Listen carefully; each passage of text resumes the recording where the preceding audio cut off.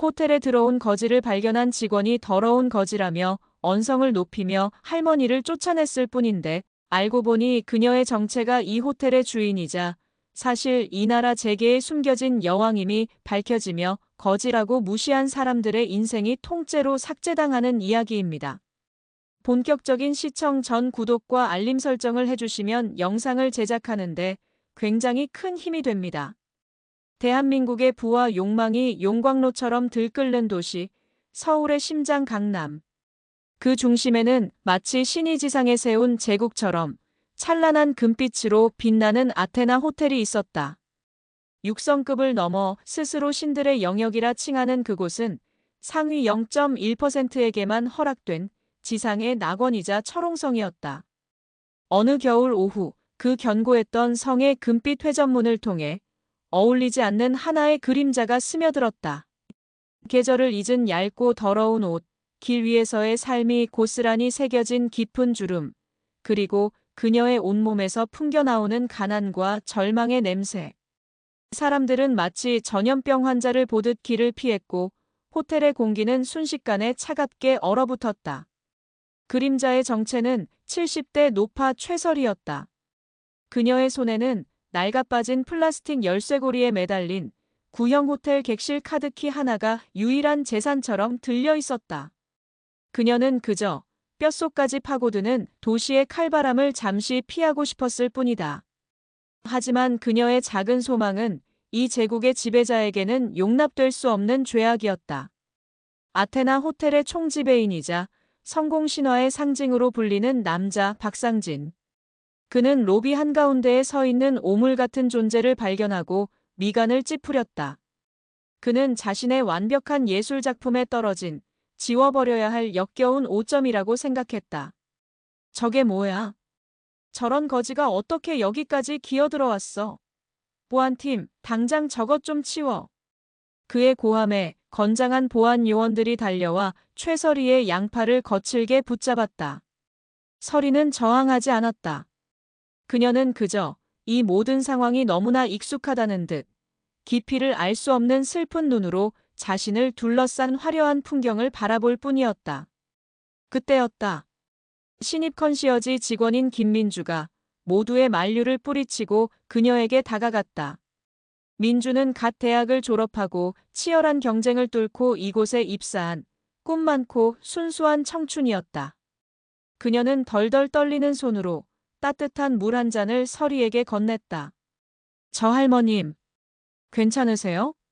어디 편찮으신 곳이라도 있으신가요? 그것은 인간에 대한 아주 작지만 위대한 예의였다. 하지만 그 예의는 박상진의 분노에 기름을 부었다. 김민주 씨, 지금 제정신이야? 저런 거지한테 호텔의 품격을 떨어뜨리는 짓을 해? 당신 오늘부로 해고야. 당장 짐 싸. 민주의 얼굴이 새하얗게 질렸다. 설이는 그런 민주를 바라보며 처음으로 입을 열었다. 그녀의 목소리는 마른 갈대처럼 가늘게 떨리고 있었다. 괜찮다, 아가씨. 마음만 고맙게 받으마. 설이는 보안 요원들에게 짐짝처럼 끌려나가 호텔 밖 차가운 아스팔트 바닥에 내팽개쳐졌다. 그 충격으로 그녀가 손에 쥐고 있던 낡은 카드키가 바닥으로 떨어져 굴러갔다. 이 모든 광경을 눈물을 머금고 지켜보던 민주는 아무도 모르게 그 카드키를 자신의 주머니에 몰래 숨겼다. 쫓겨난 설이는 한참 동안 금빛으로 빛나는 호텔의 외벽을 올려다보았다. 저 성은 그녀가 자신의 청춘과 맞바꿔 피와 땀으로 쌓아올린 그녀의 잃어버린 왕국이었다. 그날 밤 김민주는 잠을 이룰 수 없었다. 그녀는 낮에 주웠던 낡은 카드키를 하염없이 만지작거렸다. 카드키의 앞면에는 지금은 사용되지 않는 아테나 호텔의 옛 로고가 새겨져 있었고 뒷면에는 아주 작은 글씨로 1이라는 숫자가 적혀 있었다. 알 수 없는 호기심에 이끌린 민주는 야간 근무를 핑계로 호텔의 중앙관리실에 몰래 잠입했다. 그녀는 아테나 호텔의 모든 역사가 기록된 오래된 데이터베이스에 접속했다. 그리고 떨리는 손으로 1이라는 숫자를 입력했다. 모니터 화면에 믿을 수 없는 정보가 떠올랐다. 객실 번호 1 객실명 셀레스티얼 스위트 설레스철 스위트 소유주 최설희 상태 영구 사용 중 절대 접근 금지. 셀레스티얼 스위트. 호텔의 그 누구도 존재를 알지 못하는 오직 호텔의 창립주만을 위해 만들어졌다는 전설 속의 펜트하우스. 그리고 그 주인의 이름 최설희. 민주는 심장이 멎는 것 같았다. 그녀는 호텔 창립주의 이름이 비극적인 사고로 세상을 떠난 전임 회장의 어머니, 즉 지금은 경영 일선에서 완전히 물러난 숨겨진 여왕이라는 사실을 알고 있었다. 한편 그 시각 평창동의 거대한 저택 안에서는 한 노인이 애타게 누군가를 찾고 있었다. 그는 아테나 호텔그룹의 전 부회장이자 최설희의 평생 충복이었던 윤태수였다. 그는 1년 전 최설희의 유일한 혈육이었던 아들 내외와 손주가 비행기 사고로 한나란 씨의 목숨을 잃는 끔찍한 비극이 벌어진 그날 이후 모든 것을 버리고 종적을 감춘 주인을 미친 듯이 찾아 헤매고 있었다. 그는 알고 있었다. 지금의 아테나 호텔은 박상진과 같은 탐욕스러운 족속들에게 영혼까지 잠식당하고 있다는 것을. 그는 매일 밤 주인의 유품을 끌어안고 기도했다. 제발 여왕이시여. 돌아오셔서 당신의 썩어빠진 왕국을 바로 세워달라고. 그리고 우리는 도시의 가장 어두운 그림자 속 최설희의 진짜 삶을 보게 된다. 그녀는 지하철역 구석에서 얇은 종이박스를 이불 삼아 잠을 청하고 있었다. 그녀가 노숙자가 된 것은 돈이 없어서가 아니었다. 그것은 자신만 살아남았다는 끔찍한 죄책감에서 비롯된 스스로에게 내리는 가장 잔인한 형벌이었다. 그녀는 자신의 모든 것을 파괴함으로써 신에게 용서를 구하고 있었던 것이다. 그녀는 낮에는 폐지를 주워 팔아 간신히 빵 한 조각을 샀다. 하지만 그 빵마저도 자신보다 더 굶주린 길고양이에게 먼저 나눠주었다. 그녀의 눈에는 더 이상 삶에 대한 어떤 미련도 남아있지 않았다. 그녀는 그저 조용히 세상에서 잊혀지기를 기다리고 있었다. 김민주는 거대한 비밀 앞에서 며칠 밤낮을 고뇌했다. 자신이 오늘 쫓겨나는 것을 도왔던 그 거지 노파가 어쩌면 이 거대한 호텔 제국의 진짜 주인일지도 모른다는 상상. 그것은 너무나도 비현실적이었다. 하지만 그녀는 할머니의 그 깊고 슬픈 눈빛을 잊을 수가 없었다. 그녀는 자신의 모든 것을 걸기로 결심한다. 민주는 수소문 끝에 은둔 생활을 하고 있던 윤태수 전 부회장의 저택을 찾아갔다. 문전박대를 당했지만 그녀는 포기하지 않고 몇 시간이고 대문 앞에서 그를 기다렸다. 그녀의 끈질긴 설득 끝에 마침내 윤태수는 그녀를 만나주었다. 민주는 떨리는 목소리로 그날 호텔에서 있었던 일과 1번 카드키에 대한 모든 것을 털어놓았다. 이야기를 듣는 내내 반신반의하던 윤태수의 눈이 1이라는 숫자에서 거대한 충격으로 흔들리기 시작했다. 그 카드키를 지금 가지고 있느냐? 민주가 조심스럽게 카드키를 꺼내 보여주자 윤태수의 얼굴이 하얗게 질렸다. 그것은 수십 년 전 자신이 직접 최설희 회장에게 건넸던 잊혀진 왕국의 유일한 열쇠였다. 그는 모든 것을 깨달았다. 자신의 주인이 가장 높은 곳에서 가장 낮은 곳으로 스스로를 유배보냈다는 사실을. 그날 밤 윤태수는 자신의 모든 인맥을 동원해 서울의 모든 노숙자 쉼터와 무료 급식소를 샅샅이 뒤지기 시작했다. 그리고 마침내 한강 다리 밑에 작은 노숙자촌에서 잿더미 속에 묻힌 진주처럼 초라한 모습의 최설희를 찾아냈다.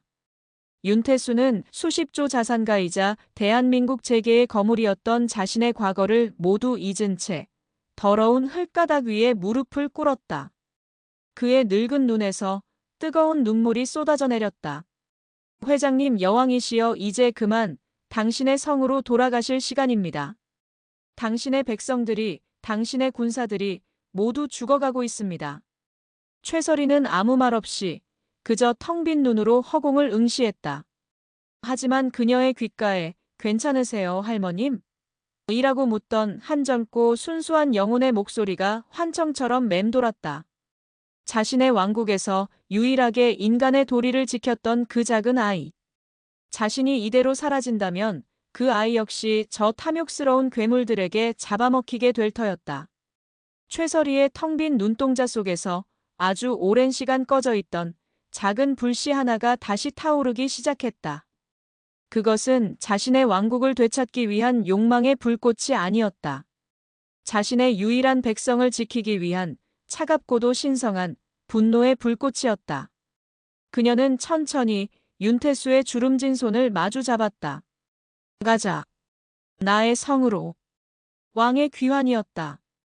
가장 낮은 곳에서 가장 높은 곳으로 향하는 위대한 심판의 서막이 그렇게 조용히 오르고 있었다.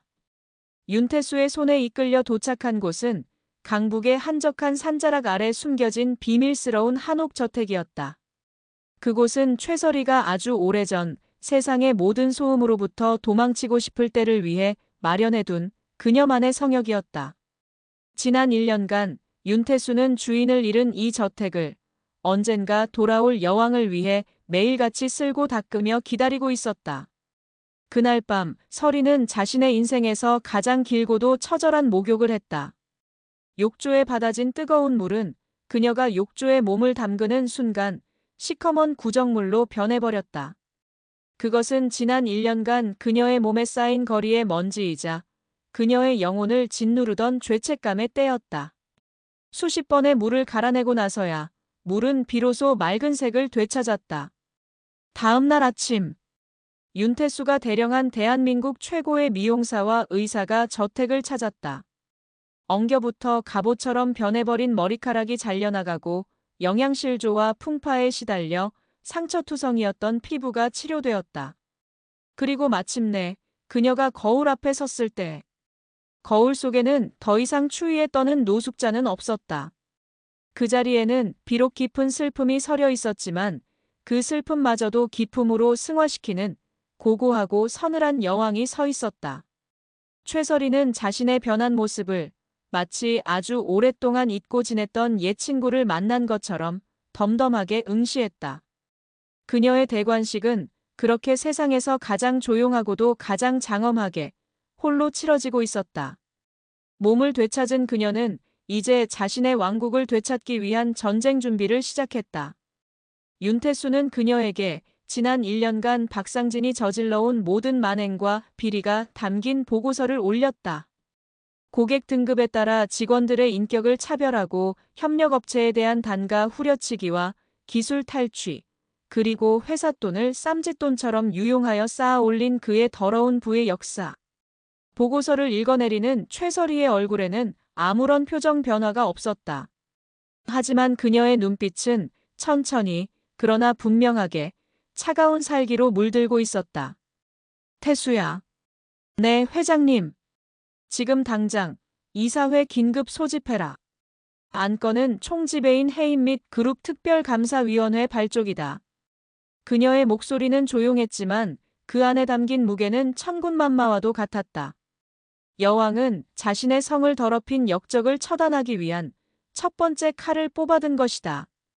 아테나 호텔 그룹의 이사회가 긴급 소집되었다. 소집을 주도한 것이 이미 은퇴하여 힘을 잃은 윤태수라는 사실에 대부분의 이사들은 코웃음을 쳤다. 특히 총지배인 박상진은 이번 기회에 윤태수를 업무방해 혐의로 그룹에서 완전히 축출해버릴 계획을 세우며 의기양양하게 회의실로 들어섰다. 육중한 문이 닫히고 팽팽한 긴장감 속에서 회의가 시작되려는 순간 회의실의 문이 다시 한번 열리고 모두의 시선이 그곳으로 향했다. 최설이었다. 죽은 줄로만 알았던 혹은 실성하여 요양원에 갇혀 있다고 믿었던 이 제국의 진짜 주인이 전설 속 여왕처럼 그들 앞에 서 있었다. 박상진의 얼굴은 마치 유령이라도 본 사람처럼 새하얗게 질려버렸다. 다른 이사들 역시 경악과 충격 속에서 자리에서 벌떡 일어났다. 최설이는 회의장의 상석, 지난 1년간 먼지만이 쌓여있던 그녀의 자리로 천천히 걸어가 앉았다. 그녀의 움직임 하나하나에는 공간을 압도하는 절대적인 카리스마가 깃들어 있었다. 모두 앉으시지요. 그녀의 첫마디에 모두가 마법에라도 걸린 듯 자리에 앉았다. 내가 없는 동안 내 왕국에 도둑 고양이들이 많아졌더군요. 그래서 오늘 내가 직접 그 고양이들의 목에 방울을 달아주러 왔습니다. 그녀는 윤태수가 준비한 서류 뭉치를 테이블 위로 던졌다. 서류에는 박상진이 지난 1년간 유령 회사를 통해 회사 돈 수백억 원을 횡령하고 그 돈으로 초호화 요트를 사고 내연녀에게 명품을 선물한 내역들이 날짜와 시간까지 정확하게 기록되어 있었다. 박상진 총지배인. 이 서류에 대해 변명이라도 해보시겠습니까? 박상진의 입술이 파르르 떨렸다. 그는 어떻게든 상황을 모면하기 위해 최후의 발악을 시작했다. 이건 모함입니다.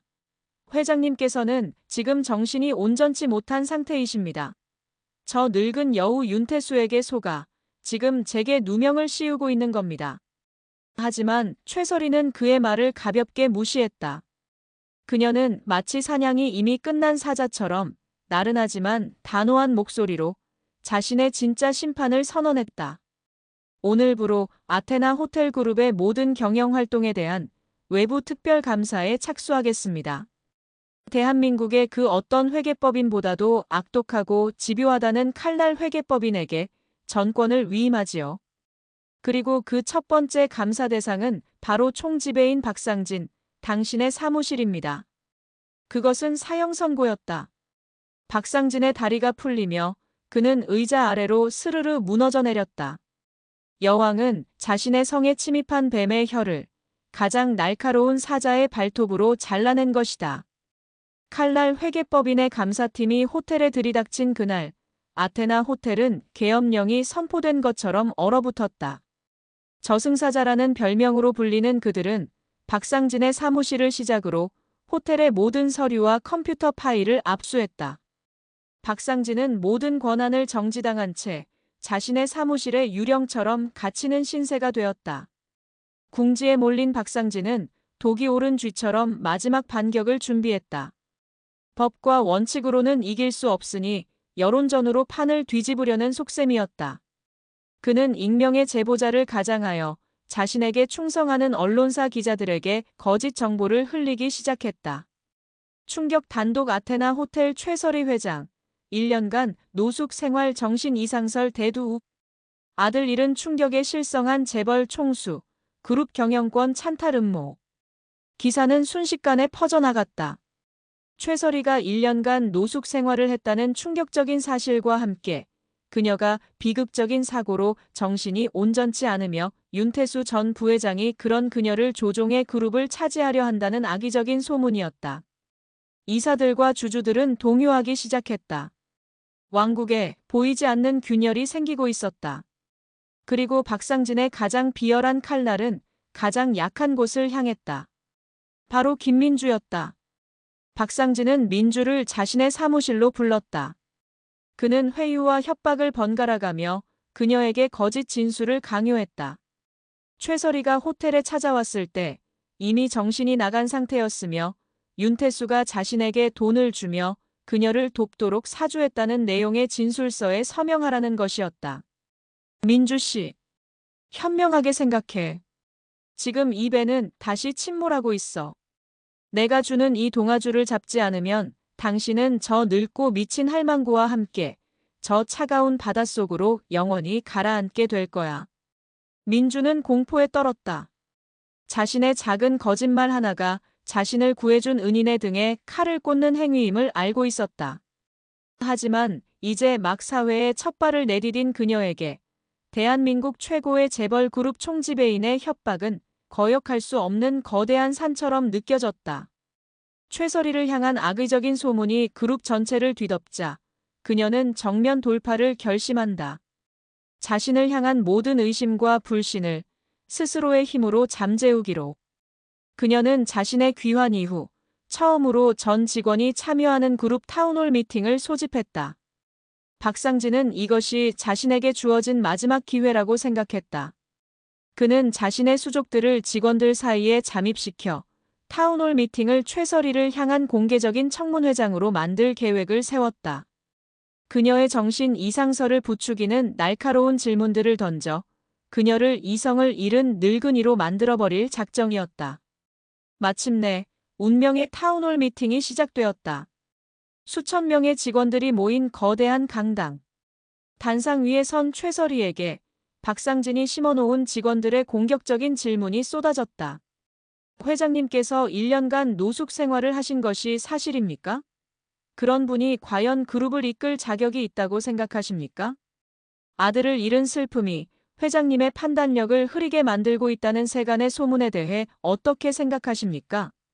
최설희는 당황하지 않고 자신의 아픈 과거를 담담하게 고백하며 모든 질문에 답했다. 하지만 분위기는 점점 그녀에게 불리하게 흘러가고 있었다. 바로 그 순간이었다. 모두가 그녀를 의심의 눈초리로 바라보던 그 순간. 강당 가장 뒷자리에 앉아있던 가장 작고 힘없는 존재, 김민주가 떨리는 손으로 마이크를 잡고 자리에서 일어났다. 제가 증인입니다. 모든 시선이 그녀에게로 향했다. 민주는 울먹이며 하지만 강단 있는 목소리로 외쳤다. 제가 처음 뵈었던 회장님은 세상에서 가장 가난하고 남루한 옷을 입은 분이셨습니다. 하지만 그분의 눈빛은 제가 이 호텔에서 만났던 그 어떤 VVIP 고객보다도 더 깊고 따뜻했습니다. 그분은 저에게 돈이나 지위가 아닌 사람으로서의 존중을 가르쳐 주셨습니다. 민주의 진심 어린 외침은 얼어붙었던 강당의 공기를 흔들었다. 지금 이 호텔을 병들게 하는 것은 회장님의 슬픔이 아닙니다. 사람을 돈으로 판단하고 약한 자를 짓밟는 저 사람의 썩어빠진 영혼입니다. 민주의 손가락이 단상 아래에서 이 모든 상황을 비웃으며 지켜보던 박상진을 정확히 가리켰다. 그녀의 용기 있는 고백에 다른 직원들 사이에서도 박상진에게 당했던 억울한 일들에 대한 증언들이 터져나오기 시작했다. 상황은 순식간에 역전되었다.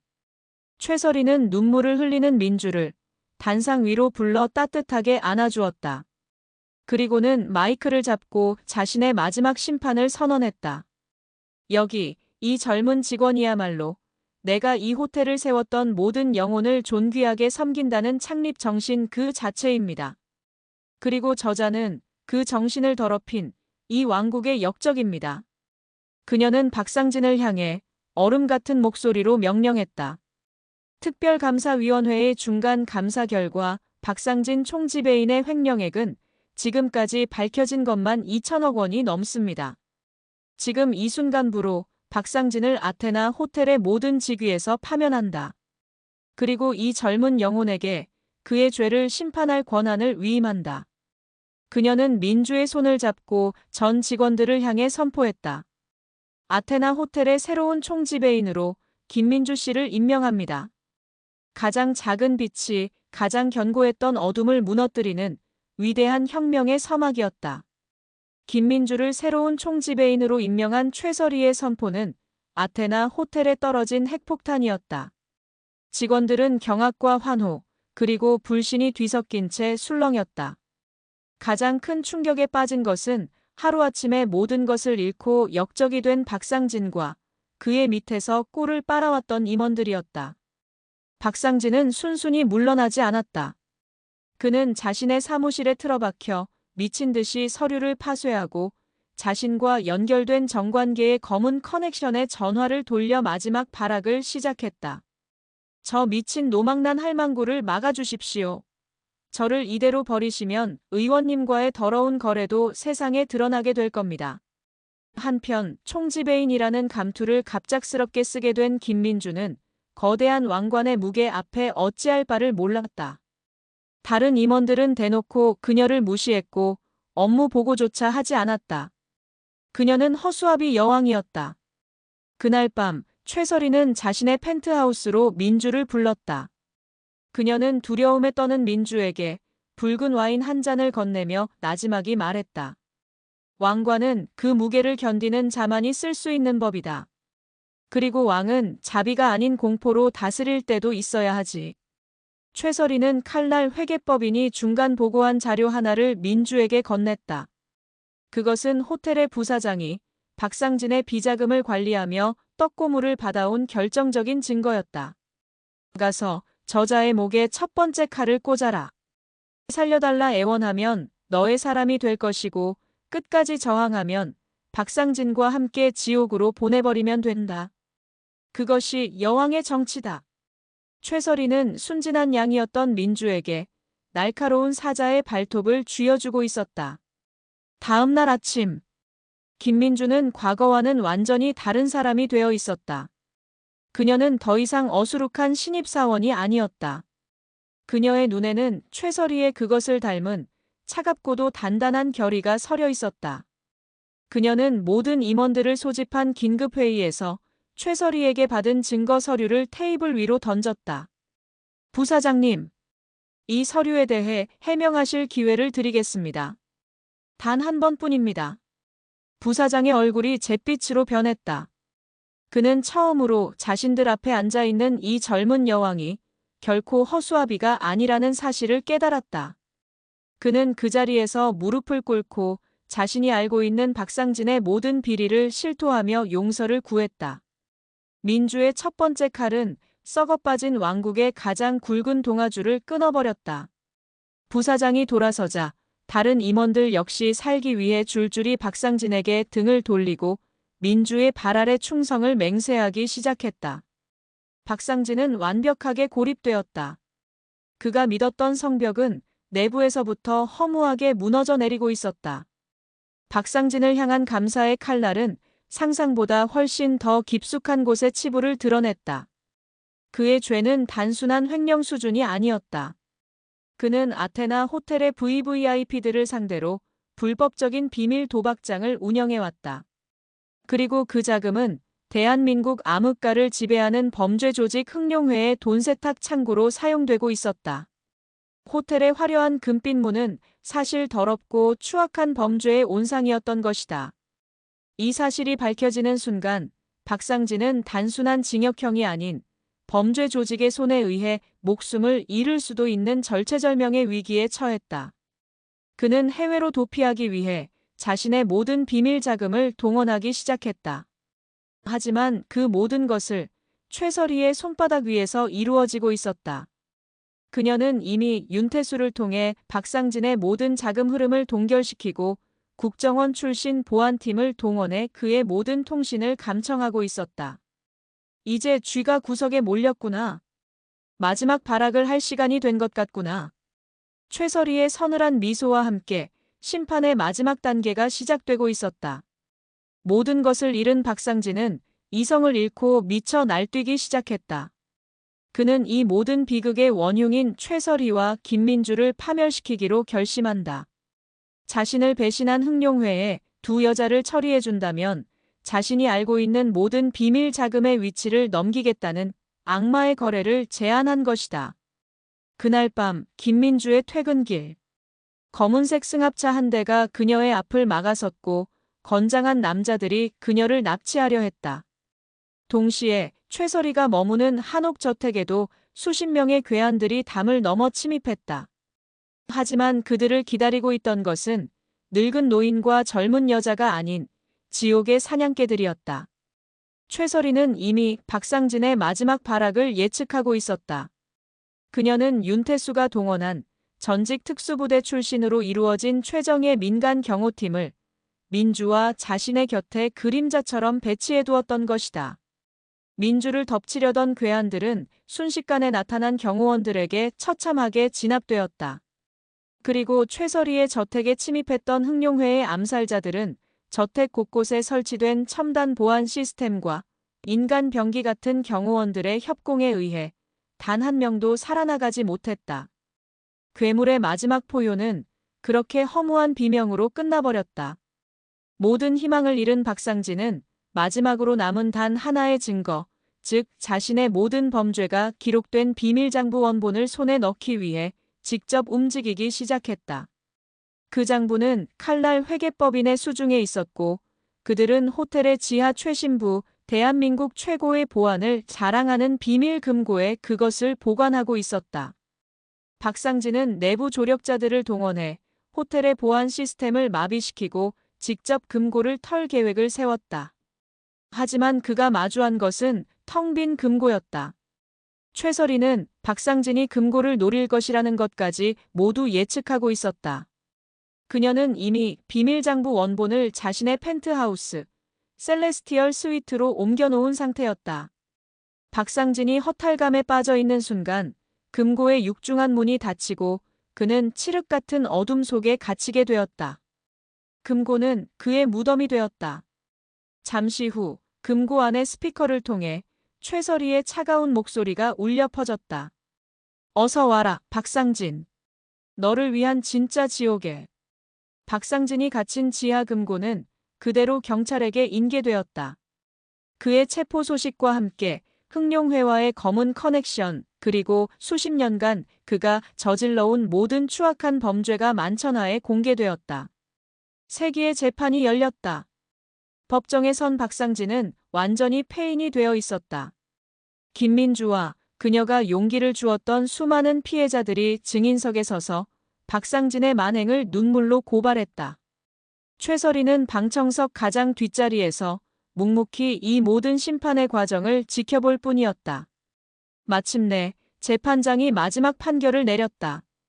피고 박상진에게 횡령, 배임, 범죄 조직과의 연계, 살인 교사 등 모든 죄목을 인정하여 법정 최고형인 무기징역을 선고한다. 땅! 땅! 땅! 의사봉 소리와 함께 길고 길었던 심판이 끝이 났다. 수갑을 찬 채 끌려나가던 박상진은 방청석의 최설이와 눈이 마주쳤다. 그는 그녀에게 악을 쓰며 저주를 퍼부었다. 최설이, 이 악마 같은 년, 너도 지옥에나 떨어져라.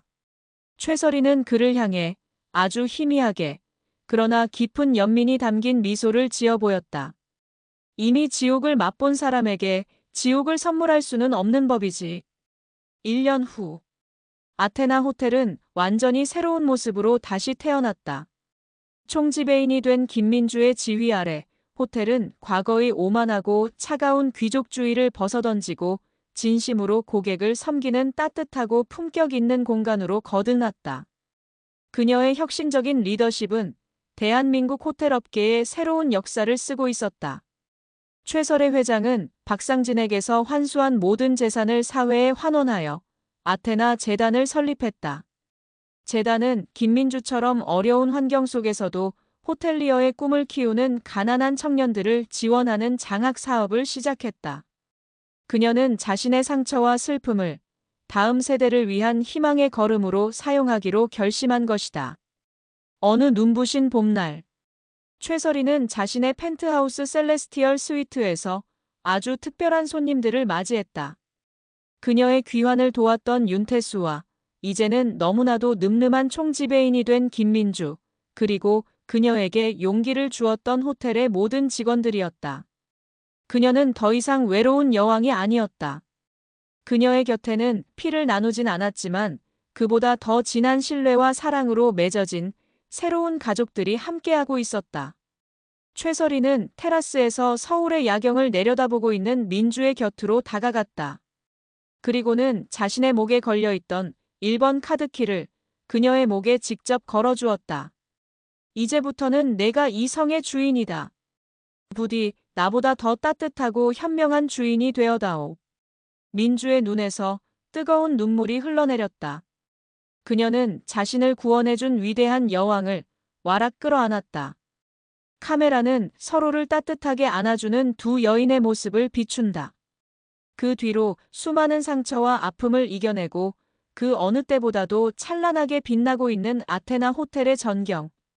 왕의 귀환은 복수를 넘어 모두를 위한 구원이었다. 잿더미 속에서 가장 눈부신 희망이 그렇게 다시 피어나고 있었다.